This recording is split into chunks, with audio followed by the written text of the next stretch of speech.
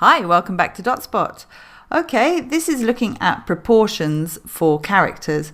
Now, proportions are very important. You need to know what they are normally so that when you go to create your own characters, you can exaggerate them, but within the realms of true anatomy, because even cartoon characters have anatomy. So this is an overview of what makes the difference between an adult character that we see here and a much younger character, and what are the basic rules. Okay, so let's go draw one. We're going to draw Mr. Normal. This is a very good place to start because I call him Mr. Normal because it's a way that you can understand the normal proportions of a head. So maybe if you were doing fine art drawing, it's the way it really is. Okay, so we've got a basic oval here, and we can see these three lines which I've put in earlier, which are going to help us to create this character. Now, the head is split into two halves with this dividing line in the center, and our features fall in the lower half of this normally. Okay, so what we'll do here is also mark out from the lower half another two lines. So halfway between here and the chin, we're going to mark another line at the halfway stage. Okay, and then halfway between that again, we're going to mark another one. And these ones are going to help us to place the nose and the mouth into the correct positions. Okay, I will just draw a dividing line down the center. I'm going to draw the eyes in now. So the eyes on an adult will sit on this halfway point. So I'm going to draw two very simple circular eyes. Okay, so how can you tell where the eyes need to be on the face? Generally, the eyes, the width of the eye, they sit one eye width apart. So there's a space of one eye in the middle, then the eye again, and a space of one eye on either side of the head. If you then draw a center line from each eye, that will help us to place the mouth, and then draw a vertical line from the inside of the eyes, and that's going to help us to place the nose. Okay, where does the nose go? It sits on this line here between these two, so on a normal face.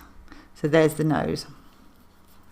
The mouth sits slightly above this lower line here, and we're going to just draw it, and in between these two lines here. So let's give him a little smile there. The ears, where do the ears go? They go between the top of the eyes and the bottom of the nose, normally. Of course, people have big ears or small ears, but we're doing Mr. Normal. So draw them in. If you need an ear tutorial, I have a separate ear tutorial, trying to simplify them for character. The eyebrows up here, and the hair goes wider than, obviously, than the headline, because the hair has volume. If you want to know where you should start a hairline, if the character's got his hair pulled back, you can draw another line here halfway through, and then halfway again up to the top, and that's where your natural hairline should begin. So you can use that as a guideline to draw in your hair.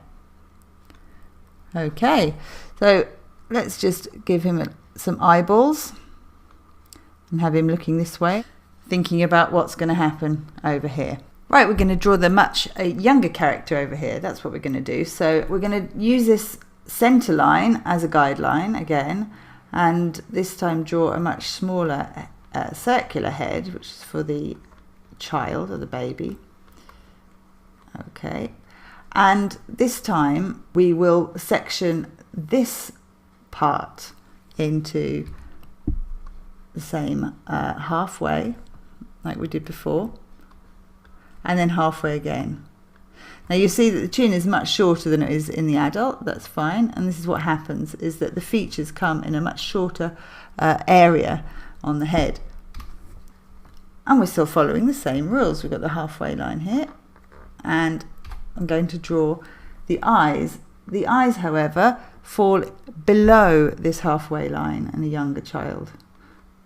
So I'll give nice big eyes like this, following the same rules as we did before, where you have the width of the eye in between the eyes and the width again towards the edge of the head.